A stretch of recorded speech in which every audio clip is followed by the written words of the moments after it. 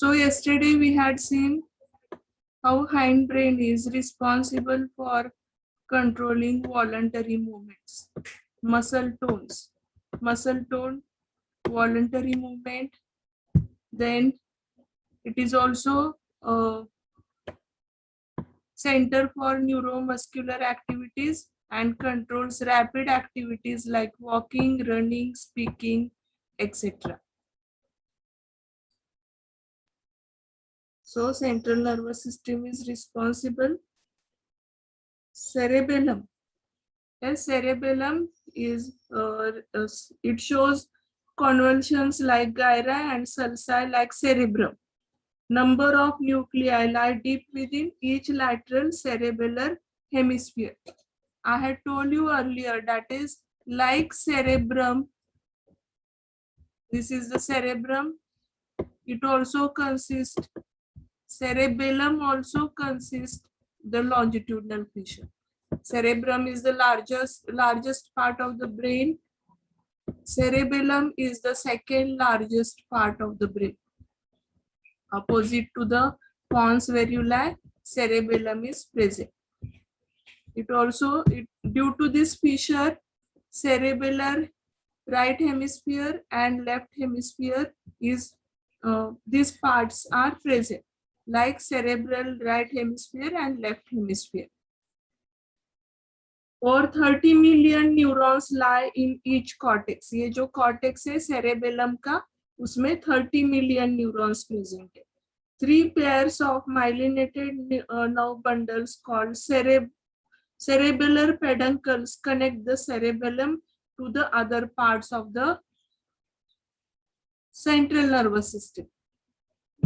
ये पूरा ऐसे नेटवर्क होता है. It is an important center. ये हमेशा बात याद रखना है कि cerebellum, it is an important center for balancing our body. हमारे बॉडी को बैलेंस स्टेट में रखने के लिए कौन सा ऑर्गन, ब्रेन का कौन सा पार्ट काम करता है? तो cerebellum. It is cerebellum.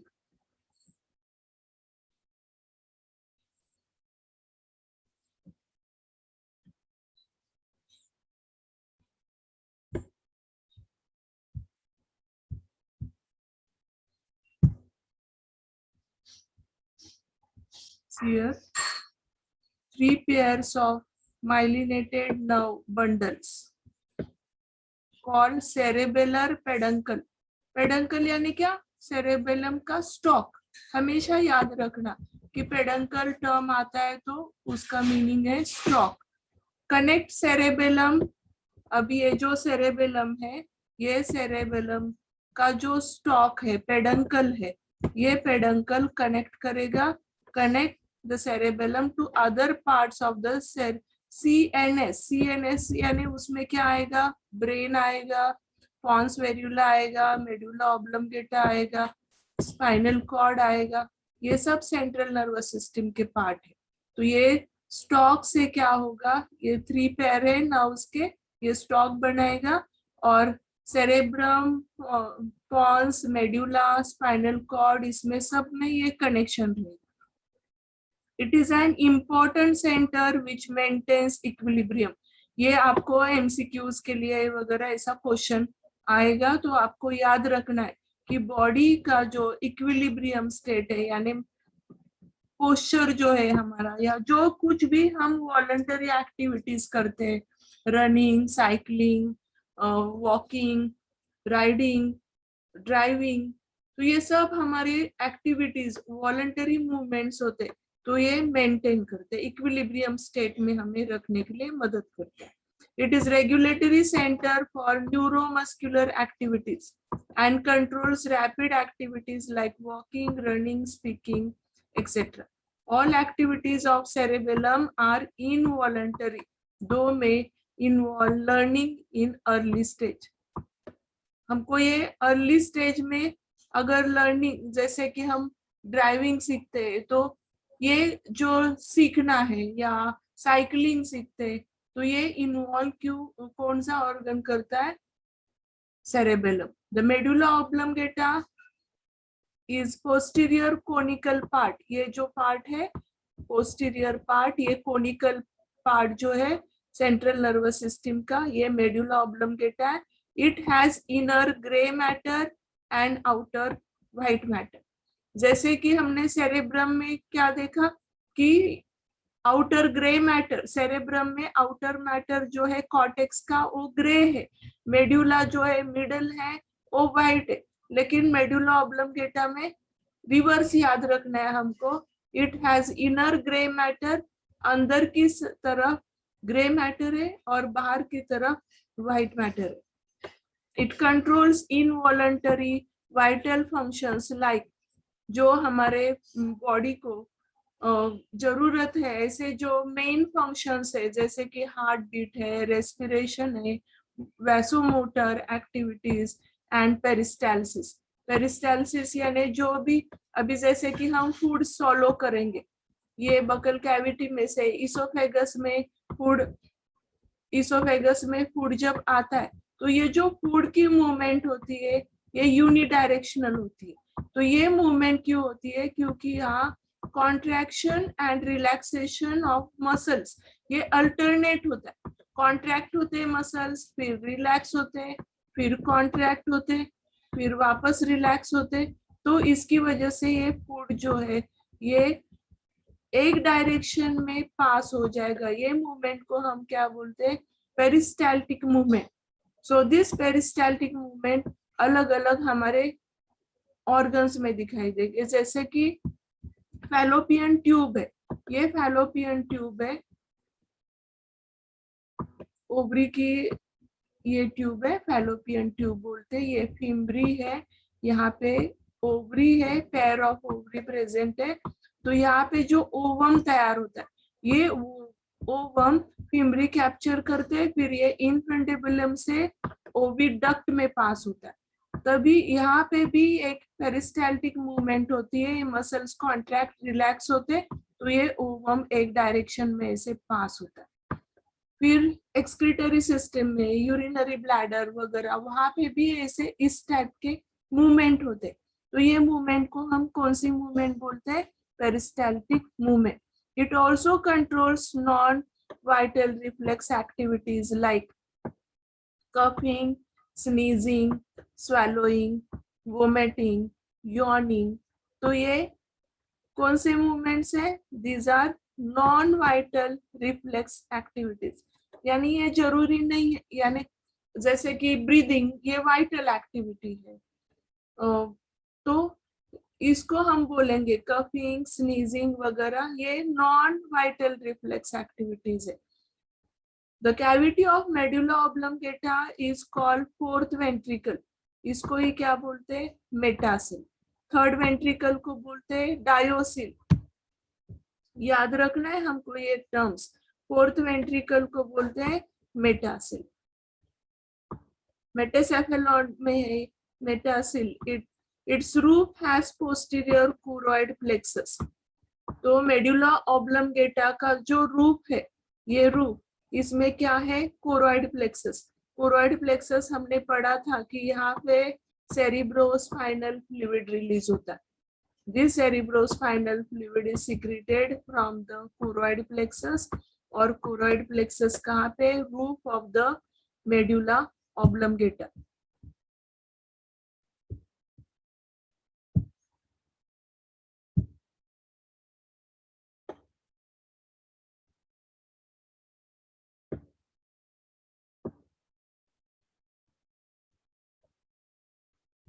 Fourth ventricle present है मेडुला ऑब्लंगेटा में। It's roof has posterior choroid plexus. Underline करो, यहाँ पे क्या सिक्रेट होता है? CSF। The posterior choroid plexus also shows 3 opening, a pair of lateral foramen of Luschka and median foramen of Megri। ये openings रहते हैं कि जहां से ये सेरिब्रोस्पाइनल फ्लूइड या वेंट्रिकल्स ओपन होते हैं, इसको नाम दिए। Now see structure of spinal cord. Medulla oblongata का जो कंटिन्यूएशन है, medulla oblongata is continued with spinal cord, ये स्पाइनल कॉर्ड का कंटिन्यूएशन है। तो हमने देखा कि मेडुला ऑब्लंगेटा का जो अपर सरफेस है वो व्हाइट मैटर से बना है और अंदर का जो है मिडल ये ग्रे मैटर है। तो वैसे ही यहाँ पे याद रखना है हमको, मेडुला ऑब्लंगेटा क्या है, कंटिन्यूएशन है। कॉर्ड यानी क्या, ये धागे जैसा स्ट्रक्चर रहता है, स्ट्रिंग जैसे, इसके लिए उसको कॉर्ड नाम दिया है। तो ऊपर से पूरे वर्टिब्रल कॉलम, ये वर्टिब्री प्रेजेंट है, तो हर एक वर्टिब्रा का नाम अलग अलग है, तो ये प्रोटेक्टेड रहता है वर्टिब्रे के अंदर। तो व्हाइट मैटर आपको बाहर दिख रहा है, ये व्हाइट मैटर है, अंदर की तरफ ये बटरफ्लाई शेप है ग्रे मैटर, उसके बीच में सेंट्रल कैनल प्रेजेंट है। ये सेंट्रल कैनल में क्या फ्लो होगा, सेरिब्रोस्पाइनल फ्लूइड। अभी आपको इधर बीच में यहाँ पे एक फिशर दिख रही है, इसको क्या बोलेंगे हम, पोस्टीरियर मीडियन फिशर। ये मीडियन में सेंटर में है, इसलिए पोस्टीरियर मीडियन फिशर नाम उसको दिया है। फिर यहाँ पे भी एक फिशर दिख रही है आपको, this is anterior median fissure. ऐसे टर्म्स याद रखने के लिए इजी है, ये पोस्टीरियर मीडियन फिशर और यहाँ पे एंटीरियर मीडियन फिशर। फिर ये सेप्टा है, सेप्टा यानी क्या, वॉल रहती है, हमेशा सेप्टा के लिए बात याद रखना है। पोस्टीरियर मीडियम सेप्टम है और यहाँ पे एंटीरियर मीडियम प्रेजेंट होगा। ये डोर्सल रूट है, ये दोनों साइड आपको रूट जैसे स्ट्रक्चर दिख रहा है, इट इज डोर्सल रूट। फिर यहाँ पे थोड़ा सा इसे पार्ट एक्सटेंडेड है, इट इज डोर्सल हॉर्न। वैसे ही टर्म यहाँ पे याद रखना है हमको, वेंट्रल हॉर्न, फिर ये lateral horn, dorsal horn dorsal root के नीचे है, वेंट्रल हॉर्न वेंट्रल रूट के नीचे है, और लैटरल हॉर्न साइड पे है, इसलिए नाम क्या दिया है, लैटरल हॉर्न। कभी कभी एमसीक्यूज के लिए भी कौन सी भी डायग्राम पूछ सकते, डायग्राम पूछी तो आपको लेबलिंग के लिए बोलेंगे, ऑप्शंस देंगे, इसमें से करेक्ट लेबलिंग एरो दिखाएंगे और पूछेंगे इसमें से करेक्ट लेबलिंग कौन सा है। नहीं तो फिर डायग्राम देंगे और पूछेंगे कि ये डायग्राम किसकी है। तो ये सब बातें याद रखनी, और सिर्फ एग्जाम ओरिएंटेड हमको नहीं रहना है, हमको नॉलेज गेन करना है, उसके हिसाब से पढ़ना है। तो हमेशा ऐसे मत सोचो पढ़ते टाइम कि ये क्या एग्जाम के लिए आने वाला है क्या, क्यों पढ़ना है ये सब। तो हमको नॉलेज गेन करना है, इसलिए हमको ये सब पढ़ना है। तो ये बात याद रखनी है। Spinal cord is a part of the central nervous system and forms the lower extension of the medulla oblongata. अभी जो मैंने explain किया था वही है। Like the brain, it is covered by protective covering and membranes. Brain के जैसे ही इसके ऊपर भी प्रोटेक्टिव कवरिंग रहेंगे। सबसे बाहर का डूरा मैटर रहेगा, फिर अंदर का अरेक्नॉइड मैटर रहेगा, और सबसे अंदर का जो रहेगा ये पिया मैटर रहेगा। तो ये बातें याद रखना है हमको। Cerebrospinal fluid secreted by pia mater forms a fluid